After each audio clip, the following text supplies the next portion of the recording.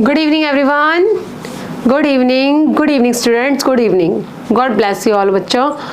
हाँ जी, कैसे हैं आप सभी? ठीक हो? चलो, बहुत ही अच्छी बात है. Very good. ठीक ही चाहिए, बहुत अच्छे चाहिए, बहुत बढ़िया बात है.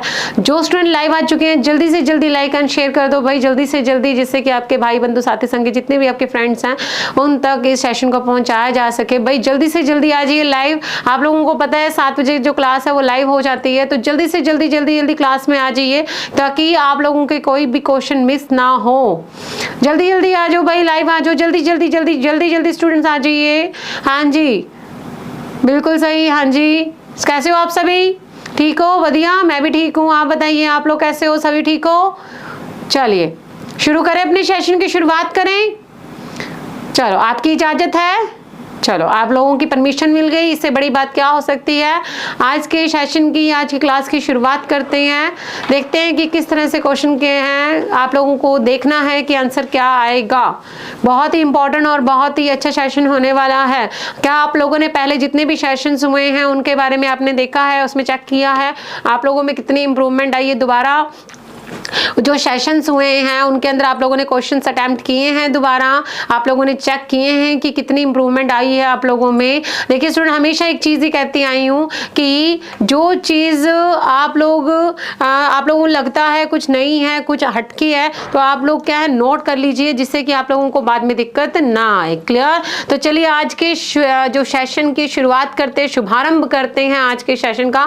फर्स्ट क्वेश्चन की तरफ बढ़ते हैं. फर्स्ट क्वेश्चन आपकी स्क्रीन पर है, आंसर आपको देने हैं, क्वेश्चंस मेरे हैं. आप लोगों के प्यारे प्यारे जो आंसर्स हैं वो रुकने नहीं चाहिए और मेरे क्वेश्चन भी रुकने नहीं चाहिए. चलिए फर्स्ट क्वेश्चन की तरफ बढ़ते हैं. फर्स्ट क्वेश्चन क्या कहता है? The great bath was found at the archaeological site. आज के सेशन के आई होप जितने भी क्वेश्चन है आप लोगों के 10 आउट ऑफ 10 आएंगे, क्योंकि क्वेश्चन बहुत ईजी है. आप लोगों ने सब कुछ पढ़ा हुआ है. क्लियर? बस थोड़ा सा सोचने की जरूरत है. इस क्वेश्चन का आंसर आई नो आप सभी को आता है कि विशाल स्नाना घर किस पुरातात्विक स्थल साइट से पाया गया? सी रोपड़, हड़प्पा, मोहनजोदड़ो एंड चहुंदड़ो. हाँ जी, बताइए इसका आंसर क्या आ सकता है ऑनलाइन? बिल्कुल सही. मुझे पता था आप लोगों को इसका आंसर आता है. The great bath is Mohenjodaro. यहाँ से हमें एक ऐसा स्नान घर मिला है, हमें ऐसा ग्रेट बाथ मिला है, हमें क्या मिला है? स्नान घर मिला है, जिसमें हमें पता चलता है कि यहाँ के जो लोग हैं वो भी क्या करते थे? तीर्थ करते थे. देखिए स्टूडेंट, मैं आप लोगों को एक चीज समझाना चाहूंगी. स्नान घर एक होता है, एक प्राइवेट जो आप सभी को पता है घर में होता है, एक जो पब्लिकली होता है वो एक तरह से क्या तीर्थ का काम करता है. जैसे आप सभी को पता है, जैसे हमारे पेरेंट्स को देखते हैं, हम लोग ये गंगा नहाने जाते हैं, कहीं काशी जाते हैं, कहीं भी जाते हैं, तो वहां पे क्या करते हैं? ये गंगा स्नान करते हैं. उसी तरह से मोहनजोदाड़ो के अंदर हमें एक ऐसा ग्रेट बाथ मिला है, स्नान घर मिला है, जो हमें ये बताता है कि यहाँ के लोग जो हैं जल की, मतलब कि वाटर की क्या करते थे? पूजा करते थे. यहाँ के लोग भी क्या करते थे? तीर्थ करते थे. ये बहुत अच्छा कॉन्सेप्ट है. अगर आप लोगों के क्वेश्चन आता है कि सिंधु घाटी सभ्यता के लोग तीर्थ करते थे, जिसका उदाहरण क्या है? ग्रेट बाथ है, तो दोनों ही एग्जाम्पल सही है. क्यों? क्योंकि जो पब्लिकली अगर कोई ग्रेट स्नान घर होता है तो इसका मतलब क्या है? एक तरह का तीर्थ स्थान है. क्लियर? बात समझ में आई? इसी के साथ मैं आप लोगों को ये बता दूं, याद रखिएगा ये क्वेश्चन आता है, ये जो ग्रेट बाथ है मतलब कि जो स्नान घर है, इसमें क्वेश्चन आता है कि इसमें उतरने के लिए और चढ़ने के लिए जो स्टेयर्स है, सीढ़ियां हैं, वो किस साइड हैं? पौड़ियां किस साइड हैं? तो याद रखना कि चढ़ने के लिए तो किस साइड से है? नॉर्थ में है. किस साइड से है? नॉर्थ में है. और उतरने के लिए कहां पे है? दक्षिण में है. एक बार ये क्वेश्चन आया हुआ है कि मोहनजोदाड़ो से जो स्नान घर मिला है, इसमें उतरने और चढ़ने के लिए सीढ़ियां किस दिशा में हैं? तो चढ़ने के लिए किस दिशा में? नॉर्थ में. और उतरने के लिए किस दिशा में है? दक्षिण में है. क्लियर? साउथ में है. क्लियर? बात समझ में आई? तो मोहनजोदाड़ो से हमें क्या मिला है? ग्रेट बाथ मिला है. क्या मिला है? ग्रेट बाथ मिला है. क्लियर? बात समझ में आई, समझ में आया। इसके अलावा आप सभी को पता है कि चहुंदरों से हमें क्या मिला है, आप सभी को पता है चहुंदरों से क्या मिला है, क्या मिला है, चहुंदरों से हमें मन के जो मोहरे हैं, जो सिक्के हैं, वो बनाने की जो फैक्ट्री है वो हमें कहाँ से मिली है, चहुंदरों से मिली है। क्वेश्चन पूछा जाता है कि सिंधु घाटी सभ्यता का जो फेमस उद्योग जो था मनके बनाना, मनके मतलब कि एक तरह से वो क्या कहते हैं, सिप्पी सितारे जैसे मनके होते हैं, मोती होते हैं, वो बनाने की जो फैक्ट्री है वो कहाँ से मिली है, हमें चहुंदरों से मिली है। हड़प्पा से आप सभी को पता है बहुत कुछ मिला है, हमें कब्रिस्तान मिला है, बहुत कुछ मिला है। रोपड़ से आप सभी को पता है, मैंने आप लोगों को पहले भी बताया था, एक इंसान की कब्र के साथ में उसके कुत्ते की कब्र मिली है, जो हमें बताती है कि उस टाइम पे भी लोग जो क्या करते थे, जानवरों को पालते थे। क्लियर, बात समझ में आई। Option number C is right answer. Clear है, बात समझ में आई। ये क्वेश्चन भी पूछा जा सकते हैं, उतरने और चढ़ने के लिए सीढ़ियां किस दिशा में है, तो याद रखिएगा नॉर्थ एंड साउथ में। और मोहनजोदाड़ो से हमें क्या मिला है, ग्रेट माथ मिला है, जो हमें बताता है कि यहाँ के लोग भी क्या करते थे, तीर्थ करते थे। नेक्स्ट क्वेश्चन देखिए, क्वेश्चन देखिए नेक्स्ट क्या कहता है, the fourth Buddhist council was the held during the region of, चौथी बौद्ध संगति किसके शासनकाल के दौरान आयोजित की गई थी। हाँ जी बताइए, आप सभी को पता है कि 4 बौद्ध संगतियां हुई थी, 4 बौद्ध काउंसलिंग हुई थी, आप सभी को पता है कि कहां कहां हुई थी, और यह भी पता है कि किसके टाइम पीरियड में हुई थी, लेकिन आप लोगों को यहाँ पे सिर्फ चौथी बतानी है, कनिष्क के, अशोक के, हर्षवर्धन के एंड मेनाडर के। बताइए स्टूडेंट, जल्दी से जल्दी मैं आप लोगों को बता सकती हूँ कि जो पहली बौद्ध संगति हुई थी वो जो हुई थी वो अजातशत्रु के टाइम पीरियड में हुई थी। यहाँ से हम कुछ अपने जो कॉन्सेप्ट्स क्लियर कर लेते हैं। पहली जो बौद्ध संगति हुई थी वो कहाँ पे हुई थी, अजातशत्रु के टाइम पीरियड में हुई थी। कहाँ पे, राजगृह में हुई थी। कहाँ पे हुई थी, राजगृह में हुई थी। क्लियर, बात समझ में आई। दूसरी जो बौद्ध संगति थी वो किसके टाइम पे हुई थी, कालाशोक, कालाशोक के टाइम पे हुई थी। और कहाँ पे हुई थी, विशाली में हुई थी।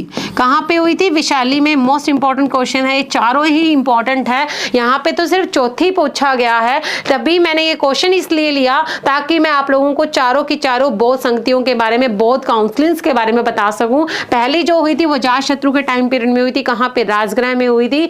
दूसरी कहाँ पे हुई थी, कालाशोक के टाइम पीरियड में हुई थी। किसके टाइम, कहाँ पे हुई थी, विशाली में। और तीसरी किसके टाइम पे हुई थी, अशोक के टाइम पीरियड में। किसके, अशोक के टाइम पीरियड में हुई थी। और कहाँ पे हुई थी, पाटलिपुत्र में। कहाँ पे हुई थी, पाटलिपुत्र में हुई थी। और जो चौथी है वो कहाँ पे हुई थी, कहाँ पे हुई थी, किसके टाइम पे, कनिष्क के टाइम पीरियड में हुई थी। और कहाँ पे हुई थी, कश्मीर में हुई थी। कहाँ पे हुई थी, कश्मीर में हुई थी। स्टूडेंट मैं इसी के साथ आप लोगों को बता दूं, कई इतिहासकार कहते हैं कि 5 बौद्ध संगतियां हुई थी। हालांकि हम लोग नहीं मानते हैं, फिर भी याद रखिएगा अगर क्वेश्चन आ जाए तो ये किसके टाइम पीरियड में, हर्षवर्धन के टाइम, वर्धन वंश का जो शासक था हर्षवर्धन, उसके टाइम पीरियड में कहाँ पे हुई थी, कन्नौज में हुई थी। कहाँ पे हुई थी, कन्नौज। आपको बेसिकली 4 ही याद करनी है, लेकिन कई बार क्या होता है, जो एग्जाम बनाता है उसका दिमाग पता नहीं किस दिशा में होता है, वो कई बार आप लोगों से किस तरह के क्वेश्चन पूछ ले हमें भी नहीं पता चलता। तो याद रखिएगा, 5 याद रखिएगा। 5वीं जो है वो संगति नहीं मानी जाती, फिर भी कुछ इतिहासकार मानते हैं, तो आप लोग इस चीज को मानकर चलिएगा। क्लियर, बात समझ में आई। तो अजातशत्रु किसके, अजातशत्रु के टाइम पीरियड में कहाँ पे हुई थी, राजगृह में हुई थी। कालाशोक के टाइम पीरियड में कहाँ पे हुई थी, विशाली में हुई थी। अशोक के टाइम पीरियड में कहाँ पे हुई थी, पाटलिपुत्र में हुई थी। कनिष्क के टाइम पीरियड में कहाँ पे हुई थी, कश्मीर में हुई थी। और हर्षवर्धन के टाइम पीरियड में कहाँ पे हुई थी, कन्नौज में हुई थी। तो इसका ऑप्शन का आंसर क्या है, चौथी बौद्ध संगति। तो कहाँ पे, कनिष्क के टाइम पीरियड में कहाँ पे हुई थी, कश्मीर में हुई थी। कहाँ पे, कश्मीर में हुई थी। सिक्वेंस याद रखिएगा, अपने आप पता चल जाएगा। अशोक के टाइम पीरियड में कौन सी हुई थी, तीसरी हुई थी। हर्षवर्धन के टाइम पीरियड में 5वीं हुई थी। जो मिनाडर है वो एक विदेशी था, याद रखिएगा, ये भी क्वेश्चन आता है। मिनाडर जो था वो एक विदेशी था, जो पहला विदेशी था जिसने बौद्ध धर्म को अपनाया था। पहला विदेशी था जिसने, पहला विदेशी यूनानी था जिसने बौद्ध धर्म को क्या किया था, अपनाया था। यह भी क्वेश्चन पूछा जा सकता है। क्लियर, याद रखना, मिनाडर याद रखिएगा, मिनाडर जो पहला विदेशी यूनानी था जिसने बौद्ध धर्म को अपनाया था। इसी के साथ आप लोगों का ये क्वेश्चन जो है कंप्लीट हो चुका है। इसी के साथ आप लोगों का बौद्ध धर्म का जो कॉन्सेप्ट है वो क्लियर हो चुका है। क्लियर है स्टूडेंट्स, समझ में आया। आगे बढ़े नेक्स्ट क्वेश्चन की तरफ। चलिए नेक्स्ट क्वेश्चन देखिए। हाँ जी, Who was the first follower of Mahavir Swami? यहाँ पे महावीर स्वामी लिखे हुए हैं। महावीर स्वामी का पहला अनुयायी, पहला शिष्य, पहला स्टूडेंट, पहला भक्त कौन था? सीधा सा क्वेश्चन है। कौन था? जमाली, यशोदा, अनोजा एंड त्रिशला। बताओ भाई, जल्दी जल्दी बताओ, बताओ बताओ, जल्दी जल्दी बताइए कि महावीर स्वामी का पहला अनुयायी कौन था? बताइए जल्दी जल्दी, ऑनलाइन स्टूडेंट कौन था? क्या वो यशोदा थी, क्या वो अनोजा थी, क्या वो त्रिशला थी, क्या वो जमाली था? बात सब बताइए। त्रिशला तो महावीर स्वामी की क्या थी? माता थी। और यशोदा कौन थी? पत्नी थी, वाइफ थी। अनोजा कौन थी? बेटी थी। और जमाली कौन था? दामाद था और भतीजा था। क्यों? क्योंकि जो जमाली था वो महावीर स्वामी की जो बहन थी, महावीर स्वामी की बहन का नाम क्या था? सुदर्शना। क्या नाम था? सुदर्शना। सुदर्शना का बेटा था जमाली। सुदर्शना का बेटा था जमाली। जमाली जो था वो महावीर स्वामी का क्या था? भतीजा। भतीजा ही लगा क्योंकि बहन थी सुदर्शना, सुदर्शना का बेटा जमाली था, तो जमाली महावीर स्वामी का क्या हुआ? भतीजा हुआ। साथ ही साथ वो जमाली जो था वो महावीर स्वामी का क्या था? दामाद भी था, क्योंकि महावीर स्वामी ने अपने ही घर में अपनी बेटी की शादी कर दी थी, अपने ही भतीजे के साथ में अपनी बेटी की क्या की थी? शादी की थी। तो याद रखिएगा, देखो जमाली के साथ कितने रिश्ते हैं महावीर स्वामी के। क्या था? जमाली क्या था? दामाद भी था। जमाली क्या था? भतीजा भी था। और जमाली जो था वो महावीर स्वामी का पहला शिष्य भी था। और जमाली जो था वो जैन धर्म के जो अंदर बंटवारा हुआ था उसके लिए जिम्मेदार भी था। बात समझ में आई? तो 4 रिलेशन बनते हैं जमाली के महावीर स्वामी के साथ में।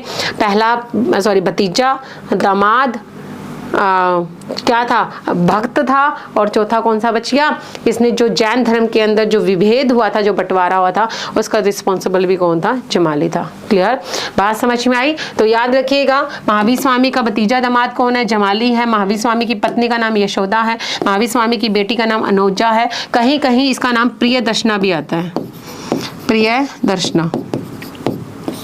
क्लियर? और त्रिशला कौन थी? महावीर स्वामी की माँ थी। क्लियर है? बात समझ में आई? क्वेश्चन का आंसर क्या पूछा गया था? अनुयायी कौन था? तो जमाली था। क्लियर है? आगे बढ़े? समझ में आ रहा है ऑनलाइन?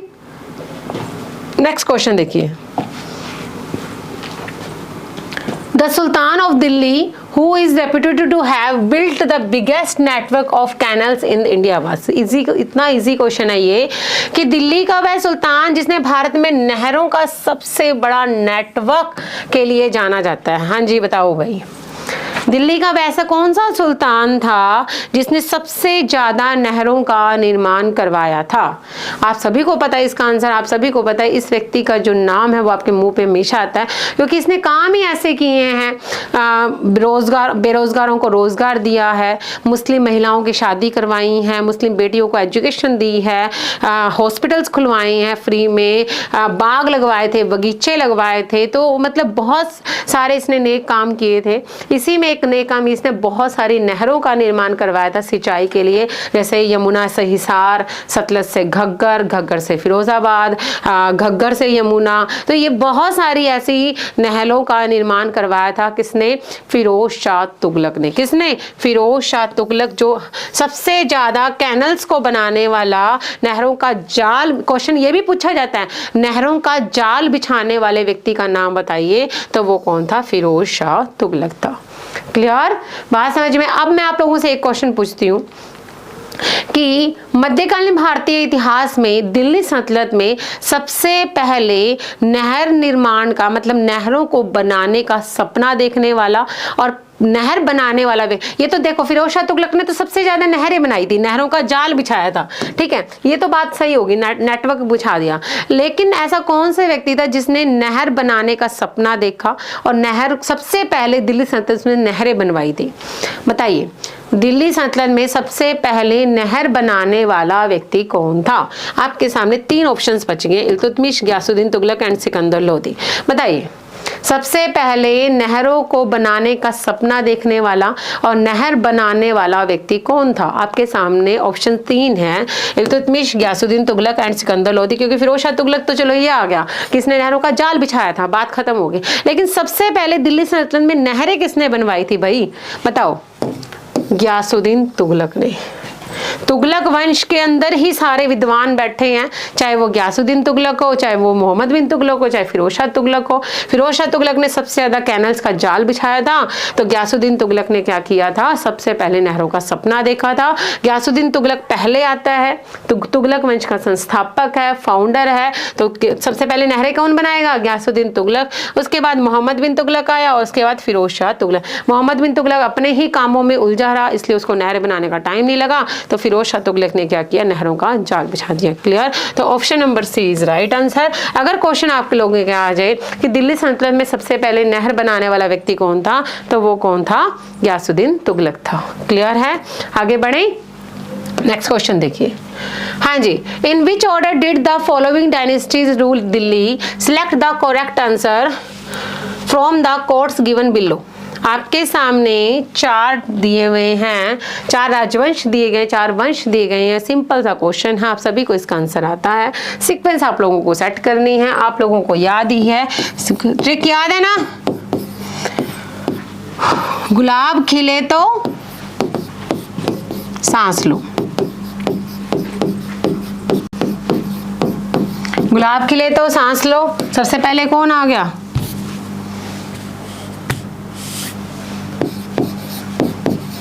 गुलाम। खी से क्या आ गया, खिलजी। तो से क्या आ गया, तुगलक। से क्या आ गया, सैयद। और लो से क्या आ गया, लोदी। अब यहाँ पे देखिए सीक्वेंस बैठाइए, गुलाम दिया हुआ है, चलो फर्स्ट ये आ गया। फिर क्या दिया, खिलजी दिया है, चलो सेकंड ये भी आ गया। फर्स्ट मतलब ये आ गया। फिर क्या आता है, तुगलक, तुगलक नहीं है यहाँ पे। फिर सैयद आता है, ये रहा सैयद आपका, ये रहा सैयद। फिर आता है लोदी, 2। 4 1 3 2, 4 1 3 2 कहाँ पे देखो, 4 1 3 2। Option number D is right answer. Easy सा क्वेश्चन था, इजी सा आंसर था। ये तो मैंने आप लोगों को बहुत बार ट्रिक करवाई है। क्लियर है, बात समझ में आई? आगे बढ़े नेक्स्ट क्वेश्चन की तरफ। इस क्वेश्चन का आंसर क्या आएगा, option number D. Next question देखिए, Who among the following did not contribute to the construction of the Qutub Minar? ये क्वेश्चन भी मैं आप लोगों को कल ही करवा के हटी हूँ कि कुतुब मीनार को बनाने में किस व्यक्ति का योगदान नहीं था। पहले क्वेश्चन को ध्यान से पढ़ा कीजिए, नहीं पूछा गया है तो आपके सामने 4 ऑप्शंस हैं। आप सभी को इस ऑप्शंस को आप छोड़ दीजिए, आप पहले खुद देखिए। कुतुब मीनार सबसे पहले किसने शुरू की थी, कुतुबुद्दीन ऐबक ने 1 मंजिल बनवाई थी। 1210 में उसकी क्या हो गई, मृत्यु हो गई। ठीक है, फिर आया इल्तुतमिश। इल्तुतमिश ने क्या बना दी, 3 और बना दी। कितनी, 3 और बना दी। बात खत्म होगी, 2 होगी, 3 होगी और 4 होगी। कौन आ गया, इल्तुतमिश। कौन हो गया, इल्तुतमिश आ गया। ठीक है, अब बची क्या, अब क्या होता है, जो चौथी मंजिल है उसके ऊपर क्या गिर जाती है, बिजली गिर जाती है। क्या गिर जाती है, बिजली। तो ये क्या हो जाती है, टूट जाती है। क्या हो जाती है, टूट जाती है।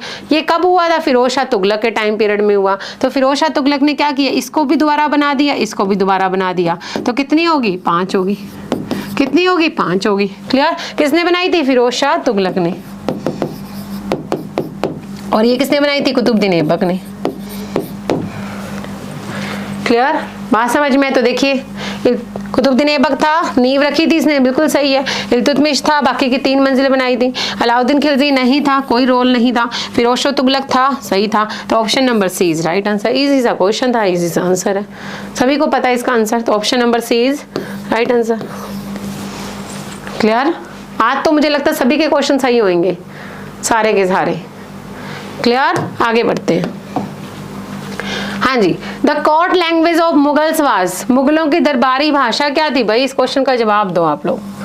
मुगलों की दरबारी भाषा क्या थी? क्या तुर्की थी, क्या फारसी थी, क्या उर्दू थी, क्या अरबी थी? बताइए स्टूडेंट। पहले तो मुझे ये बताओ, बाबर की जो आत्मकथा है, ऑटोबायोग्राफी है, वो कौन सी भाषा में है? तुर्की भाषा में है। कौन सी भाषा में है? तुर्की भाषा में। तो क्या मुगलों की दरबारी भाषा तुर्की भाषा है? क्या है? नहीं, मुगलों की दरबारी भाषा क्या है? फारसी भाषा है। याद रखिएगा, मुगल दरबार की जो ऑफिशियल लैंग्वेज है वो कौन सी है? फारसी है। कौन सी है? फारसी है। ध्यान रखिएगा बिल्कुल। हमेशा स्टूडेंट सोचते हैं कि यार बाबरनामा मुगल वंश का फाउंडर है और उसने तुजुक बाबरी कौन सी भाषा में लिखी है? तुर्की भाषा में। तो हो सकता है कि उनकी जो कोर्ट लैंग्वेज होगी वो कौन सी भाषा होगी? तुर्की। लेकिन नहीं, इनकी जो फारसी भाषा है वो कौन सी भाषा है? फारसी भाषा है। Option number B is right answer, most important question है। क्लियर? बात समझ में आ रही है ऑनलाइन स्टूडेंट्स? क्लियर है? आगे बढ़े, नेक्स्ट क्वेश्चन देखिए। Hindustan socialist Republic association was formed by. Hindustan socialist Republic association का गठन किस द्वारा किया गया था? किस द्वारा बनाई गई सी? हाँ जी दसो। हिंदुस्तान सोशलिस्ट रिपब्लिक एसोसिएशन किसके द्वारा बनाई गई थी? बनाने से पहले हम कुछ चीजें जान लें, ज्यादा बढ़िया रहेगा। सुनिए, देखिए होता क्या है, अगर आप लोगों से क्वेश्चन आता है HSRA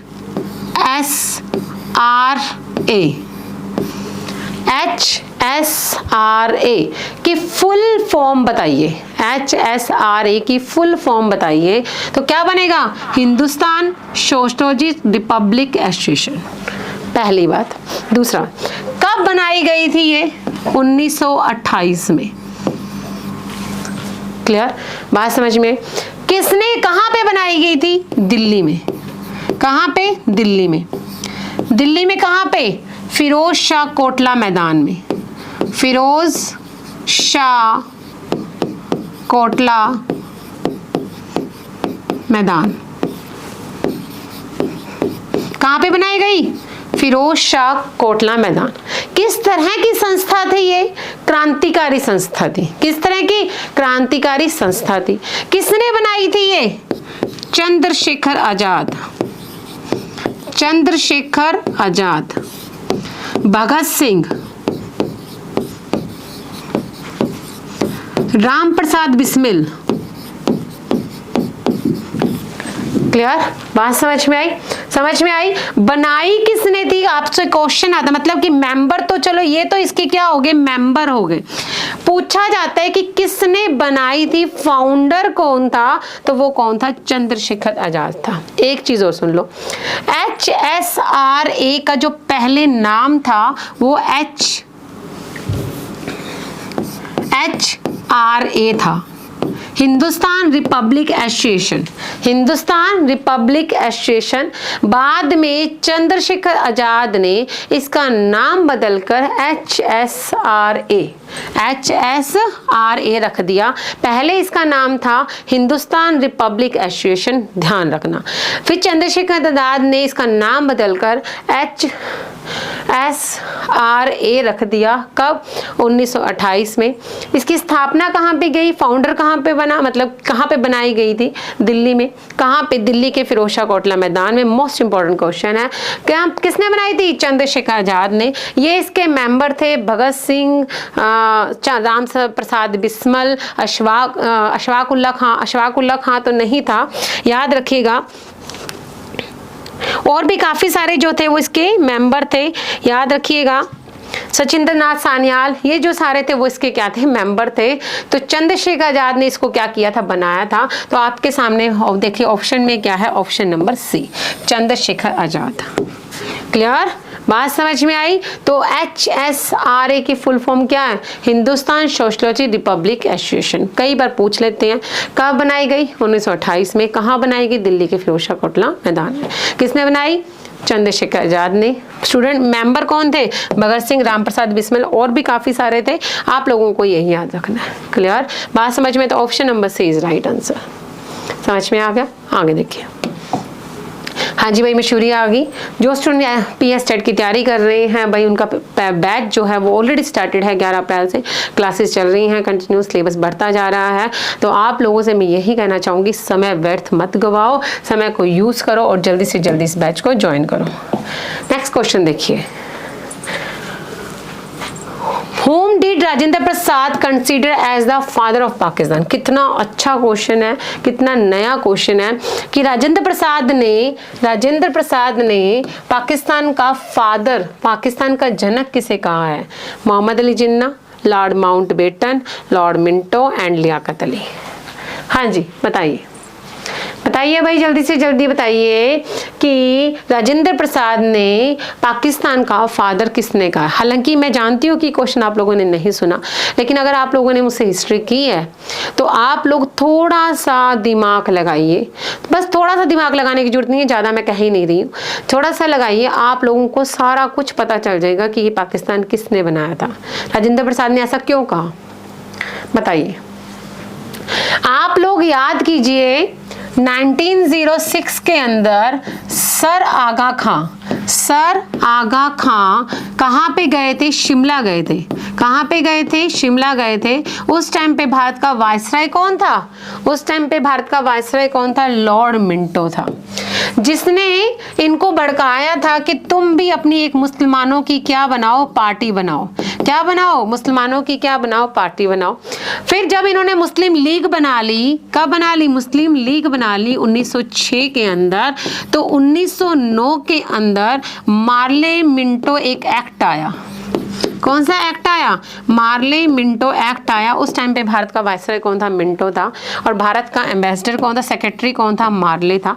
इन दोनों ने मिलकर एक एक्ट लेकर आए। इस एक्ट के अंदर मुस्लिम्स को अलग से क्या दिया गया? रिजर्वेशन दिया गया। और उससे दिन पाकिस्तान की क्या पड़ चुकी थी? नींव पड़ चुकी थी। पाकिस्तान नाम का जो पेड़ है उसके बीज बोए जा चुके थे, जो आगे जाकर 1947 में क्या बन गए? पेड़ बन गया। इसी वजह से राजेंद्र प्रसाद ने कहा कि पाकिस्तान किसने बनाया है? मिंटो ने, क्योंकि बीज तो इसी ने बोया था ना। पेड़ मान लो कब मर्जी बड़ा हो, किसी के टाइम पे बड़ा हो, कोई दिक्कत नहीं है, लेकिन बीज तो किसी और ने लगाया ना। जिस व्यक्ति, मान लो मैंने अगर कोई पौधा है, किसी का बीज मैंने डाला है किसी पर, तो नाम तो मेरा ही आएगा ना। उस पेड़, उस पौधा के बाद लिखा भी होता है कि इस पेड़ को लगाने वाला व्यक्ति ये है। बात समझ में आई? तो मिंटो जो है उसे भारत का, पाकिस्तान का क्या कहा जाता है? फादर कहा जाता है। किसको? Option number C. क्लियर? बात समझ में आई? समझ में आ गया? माउंटबेटन वो हैं जो भारत के अंतिम गवर्नर जनरल, स्वतंत्र भारत के पहले गवर्नर जनरल थे। जिन्ना आप सभी को पता है, जिन्होंने पाकिस्तान की डिमांड की थी। लियाकत अली जो पाकिस्तान के क्या बने थे? अपने प्रधानमंत्री बने थे। और जिन्ना कौन बने थे? पाकिस्तान के वायसराय बने थे। क्लियर? बात समझ में आई? तो option number C is right answer. Next question देखिए। रविंद्रनाथ टैगोर ने निम्नलिखित में से किसके विरोध में अपनी नाइटहुड की उपाधि लौटा दी थी? बहुत इजी क्वेश्चन है, आप सभी को पता है। 13 अप्रैल, अभी 2 दिन पहले ही हुआ, 4-5 दिन पहले ये डेट गई है। 13 अप्रैल 1919 को एक घटना हुई थी जिसे हम जलियांवाला हत्याकांड कहते हैं। ये जो हत्याकांड हुआ था उसके विरोध में रविंद्रनाथ टैगोर ने क्या किया था? नाइटहुड की उपाधि लौटा दी थी। बहुत ही अच्छा और मोस्ट इंपॉर्टेंट क्वेश्चन है। बात समझ में आई? रोल एक्ट कब आया था? 1919 में, जिसमें बिना अपील, बिना वकील, बिना दलील का कानून कहा गया। साइमन कमीशन कब आया था? 1928 में।